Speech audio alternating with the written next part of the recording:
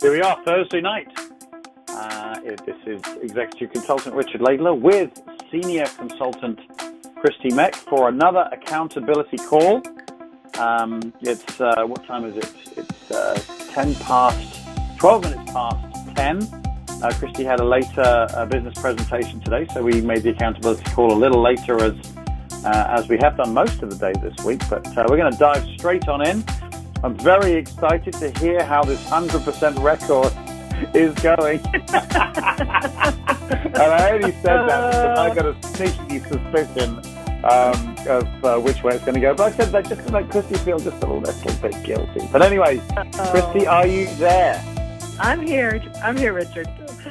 Fantastic. All right. Well, let's dive straight on in. In fact, we were on the phone together just a little while ago. I was doing a three-way call for Kristi with one of her presentations, which went very well, was very successful. And we are now on the phone again. People are going to start talking, Kristi, if we keep chatting on the phone like this. Yeah. You know what? Let them talk. That's right. Yeah, exactly. Let them talk. It's not the worst thing that's been said about me before. So. Well, let me tell you, as good a boy as I always have been, this is the worst thing that will have been talked about with me, because I'm such a good boy. Yes, of course. I'm sure that's the case. Yes, indeed. All right. So how was your Thursday, lovely? Okay.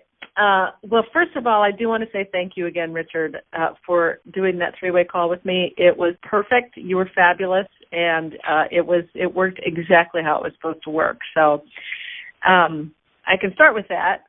I met with Josie at 9 o'clock tonight because we had set that up earlier this week, and I felt somewhat privileged to meet with him because he's very busy, and I know he doesn't give his time just to anybody, and so it's partly because of the position that I hold in the doctor's office and what he knows of me, but I think also it's due in large part to the training and the posturing that I had while I was inviting him, and like we talked about, the invitation and the presentation was very respectful, and I knew that Josie is super busy, and I know that he has just a ton of things on his plate, but I also know that this could also be something that could change, his and his wife's and his family's future. So, we had some technical difficulties actually with the video. I don't know why, but as I'm playing the video, I just had no sound. The first video played, it was fine. The next video, no sound, and no sound on any of the videos. And well, I know that head office have been updating the systems. And I transferred some customers last night that weren't transferred this morning. I went through the process I always do. I just opened up a new browser, a different browser, and opened up the videos again, and they worked. And he, fortunately, he knew of Ambit Energy, has actually met Jerry Thompson Jr., and knew of the Direct Sales 100, and was already very impressed with Ambit Energy and with its leadership. So going in, I felt pretty good about that. So although the presentation itself was a little disjointed, he said, "You know what, Kristi, show me the money. Show me how you get paid." He goes, I get the industry, and we watched about 1.5 of the 3 videos before we just said, this is silliness. So we watched how to get paid, and he said, "Yep, it makes sense to me," and proceeded to tell me, he said, "You know what?" He goes, "I got 6 different companies right now." He goes, I can't even think of doing any more than that. And I said, "Well," I get it. I totally understand that. And then I said, "Hold on just a second." And I love that line. And dialed you up on the phone and introduced you. And, of course, you were brilliant in speaking to him from a busy businessman's point of view, and how it makes sense to at least consider it. If not right now, then for a time down the road. And Josie was very receptive, and I could tell he was physically tired, but very respectful to me and very receptive still, and I really appreciated that. And I thanked him, more than once for his time. And when we were done, and you didn't try to close him, and you told him you wouldn't try to close him, and I appreciated that. You just said, "Let me just share with you some information and maybe some insight, from a from an older, more mature businessman, perspective. And and when we were done, he said, it all makes sense to me. He said, if I were to, because people come to me all the time with multi-level marketing companies, with, businesses and products, and the guy sitting in here yesterday with this, this nutritional product. What do you think, Kristi? Because I work for a wellness doctor, and so I said, well, it's probably a good product, but it's a product. And so he said, no, energy makes a lot more sense to me, total sense to me, and I think the phrase he used was or maybe you did, he just doesn't have it's not that he doesn't have the physical time, he just doesn't have the mental time right now. He doesn't have the mental capacity at this point to think about anything else. And so, but he did say after your encouragement, he said, of course I'll, I'd be her customer because I'm glad to support her in the business. And he goes, and I know lots of people who would be looking for something like this. And of course I'm going to send them her way. And then before I left, he said, maybe this is something my wife would want to do. I'll talk to her about it. And so I think it's all good stuff. Yeah, and I think, I'm not going to go into the in-depth on the three-way call. He was a businessman, so I gave it a businessman approach. And, he had a number of businesses, and I said, that my tack was, obviously, the timing issue was a big problem. I could say, well, look, I've got as many businesses as you do, and I'm as busy as you are, but this is my best business. It out-earns my restaurant. Right. And I explained that we do Ambit while we're out, the usual line as far as that's concerned. But I also suggested, and this is a business-to-businessman thing, that I suggested he looked at it. I said, how many of your businesses are residual? And he said 1. So 1 out of his 6 businesses are residual, and it's the one that he is building right now. So he has no idea if it's going to be successful or not. So we definitely keep him on our drip list for a 6-month callback. Okay. But in addition, I said, how many of your businesses are recession-proof?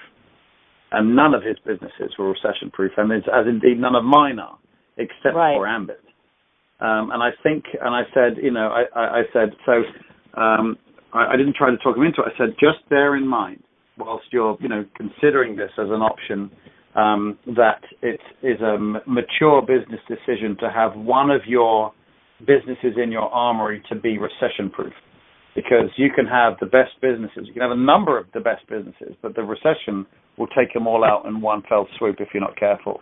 And so I just kind of put some thoughts in his mind. But more than that, what I wanted to kind of talk about was the usefulness of the number 4 element of our invitation criteria. Number 4 being the takeaway. The takeaway, this was a great opportunity for an illustration of why it's so important to do a takeaway in the invite. Someone of his caliber that you would really want to join your business, for someone who's inexperienced in Ambit, could really, really take away your power if you invite him and you're too pushy, because you really want him in the business. He's going to be great, and he keeps turning you down, and to the point of, look, I'm just not interested. If you approach this business in the wrong way, it can be awful. However, we didn't do that. We invited him, as you said, with all the usual invites, but we had, listen, Josie, it may or may not be your cup of tea, and that is perfectly fine. It's more about what you think about the business and whether you can make some introductions. That was a beautiful, you're kind of throwing the ball up to be able to hit it out the park a day later. You've thrown the ball up for the swing of the bat in 24 hours' time, because it was quite clear that he was not going to have the brain space for it. He may possibly have had the time, but it wasn't about that. It was he just didn't have the mental capacity for something else to think about. And so so that was it. It was, and we don't try and convince. So I basically took it away from him. In the 3-way call, I said, well, during, I'm sure Kristi said it may or may not be your cup of tea, and it's not that it's not your cup of tea, but the timing is wrong. So, Josie, don't do it right now. And it's incredibly empowering to be able to say that to someone. For a salesman to say, don't buy that car right now, it's just so unexpected. And it's so respect-inducing. we said that we let him completely off the hook. We opened a nice wide door and said, thank you for looking. There is the doorway for you to politely and gently step aside to not do the business right now. And what we did was we got his respect. And then he was very open to become your customer, very open to give you referrals. But more importantly than that, when the timing's right, 3 months, 6 months, a year, 5 years from now, because you took this respectful, business-like approach, he will be happy to allow you to approach him again. He will not be thinking, uh-oh, here comes Kristi. She's going to try and close me again. And not only that, he said, this could be something my wife will look at. And I'm sure it's very much to do with the way that we dealt with him in such a respectful way. Yes. And you were brilliant with all of that. And I appreciated that. I just sat and relaxed. And on the way over there, I left an Ambit business presentation to go over there. What a great prerequisite to do a business presentation is to leave the presentation. Yeah. I mean, I attended it and then, left the end of that. But, I keep remembering you're saying we only need 3. We only need 3. We don't need to sign up, everyone who fogs a mirror. We just need 3. And so I calmed myself. I just prayed and I said, if it's the right time and it's the right person, great. I'm just going to trust that things are going to go as they should go. So even when we had those slight technical difficulties, I thought, you know what? Can't do the wrong presentation for the right person who's ready at the right time. And so I tried not to sweat it. I just tried to think, what's the best way to handle this? What's the best thing to do? And, closed my browser and opened up another one, and it worked. And so I just thought, okay, this is the way life is. And so I'm okay that, in my head, I'm okay if I have to show this business to 20 or 30 or 50 people to find the right 3. So that's okay with me because the right 3 will make it happen. And let me yes, and that is usually a daunting task if you don't have a weekly method of operation and structure. The thought of I've got to show 50 people is like, wow, that's 50 people. No, it's not. That's only 5 weeks. Yeah, there you go. You nailed it. That's 5 weeks at minimum work. That's 5 weeks. Yeah. So, and that is the benefit of a structure. You can then forecast how long it's going to take for you to be able to find the right 3, because every day you're going to make 2 invites and 1 accountability call. This structure, I'm telling you all, please, I'm telling you, it's brilliant. This is it. It's brilliant. It works. Well, it's only brilliant because it's what we do with everything else. Yeah. Why is Ambit any different? It's I'm off the soapbox. Well, no, for me, it just makes it makes Ambit the priority that it should be, and it's not. I mean, I still have a job, I still have a family, I still have outside commitments that I attend to, but Ambit is not. Oh yeah, that's right, I have to do that too, or it's 10 o'clock and I'm too tired. I guess I'll work on Ambit tomorrow somehow, some way. No, today I have to. I have to refine the scripts for these people and make these phone calls and invite them to look at the business and set up an appointment. And so that's what I did. So, let me tell you about today's phone calls. Okay, let's move on. All right. Woohoo! They weren't necessarily. I'll just tell you about them. I called Samantha. Samantha's the girl that I wanted to address her pay, and she and her husband started a yogurt business several months ago, and so I know that they're very busy, and I know that they have 3 small children, and so I addressed the issue of time with their family, and I do you want me to read the script that I used with her, or Yeah, okay. Absolutely. All right. I said, let me find it here. I said, hi, Samantha. I'm just getting ready to get on a conference call, but I've been meaning to give you a call. Do you have a minute? And she said, yeah, sure. And I could tell that there were kids, that she was two very small children, a toddler and a 2-year-old, a 4-year-old, and an 8-year-old, and I could tell that they were in the room with her. And I said, I know you and David have invested lots of time and energy into your business, and I'm glad that it's going well for you. When I last saw you, you mentioned that it's starting to slow down a bit going into the cooler seasons. I've started a business project that's really going well for me in the DFW area, and in fact, I've promoted twice in the company, and I expect to be able to walk away from my job in the next 6 months. And so, Samantha, I want you and David to take a look at what I'm doing for a couple of reasons. First, it's the sort of thing that you can work alongside of what you're currently doing, and second, it could very well help you create more time for your family. Now, it may or may not be your cup of tea, and that is perfectly fine. And if it turns out it's not for you guys, I'm sure that you are well connected in your industry now and can perhaps make some introductions for me. Are mornings better for you because of the kids? I could meet you tomorrow around 8:30 or Saturday between 10 and 12. Oh, my gosh. That was unbelievably perfect. That wasn't even a 10 out of 10. That was 11 out of 10. That is the perfect script. That is beautiful. I was sitting listening, and I literally got a chill up my spine. It was so beautifully delivered. Well done. Well, thank you. And well, what happened? What happened? Well, she said, "Oh, you know what? Well, first of all, the kids got really. She's like, hey, get down from there. Do this, do that." And she goes, you know what? I got to check with David's going out of town this weekend. I got to check with him on his schedule because you want both of us to sit down with you, right? And I said, that would be best. That would be ideal. And she goes, because, we usually tag team with the kids, and one of us is at the store and one of us is with the kids. And I said, it would be ideal for both of you. I said, but if only one of you can do it, that would be fine too. And we just need about an hour of uninterrupted time. She goes, well, we could meet at the park, and while the kids are playing, we could do it. I said, well, it would be best if we could have uninterrupted time, either one of you without the kids, if I can't have them both, obviously. So she said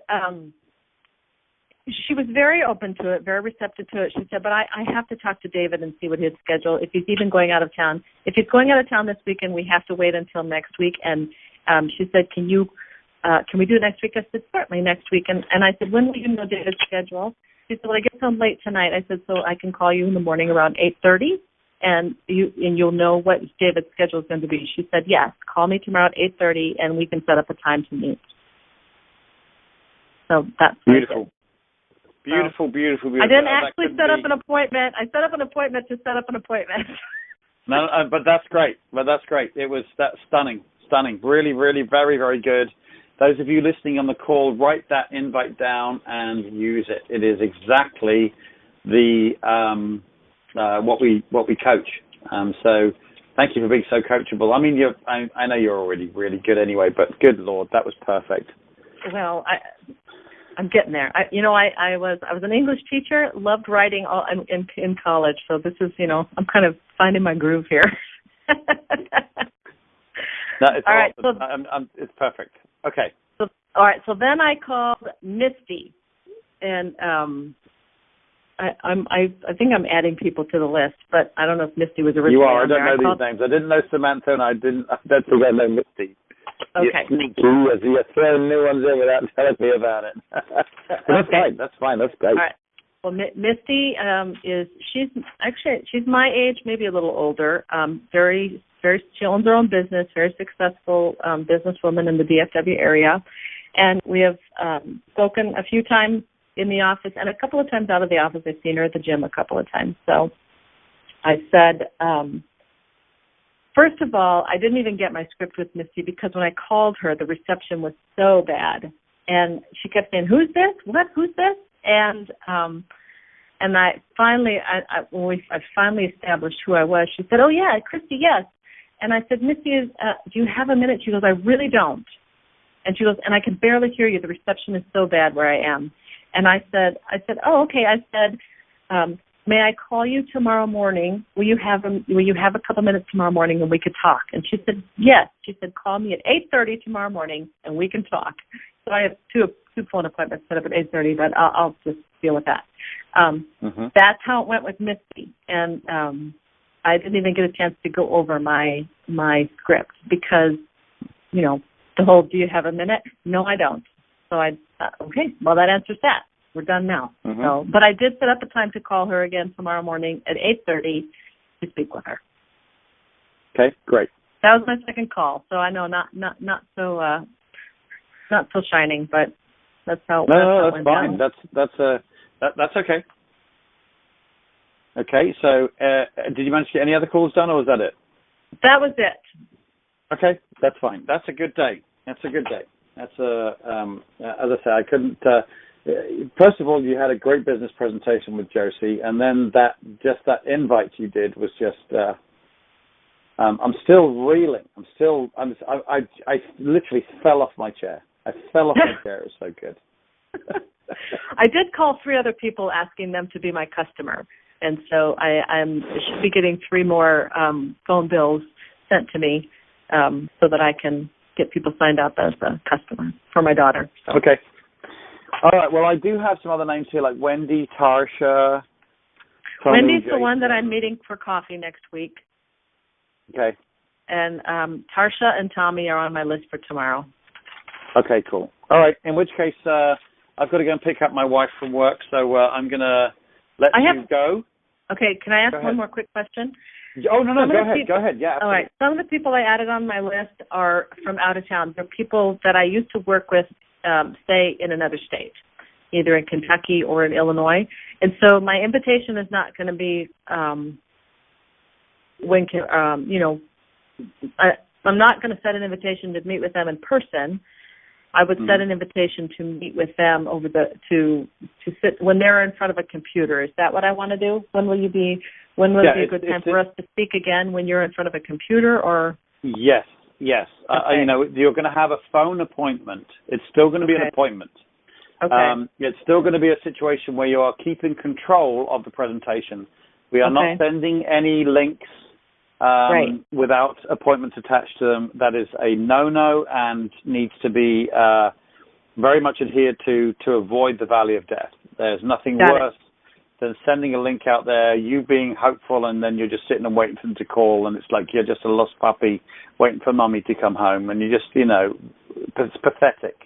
So we avoid us putting ourselves in that situation. So that's really basically the same script, yeah. Yeah, sorry, exactly it's exactly the same script, except the intentional close at the end is, when are you going to be available for a phone appointment? Okay. Changing the language. I kind of like that. Even more than when are you going to be by computer. I kind of like turning it into a phone appointment and making it a little bit more business-like, a little bit more. I like that. So when are you going to be available for a phone appointment? And are you going to be by a computer? Because I'm going to need to get you some information to look at while we're on the phone.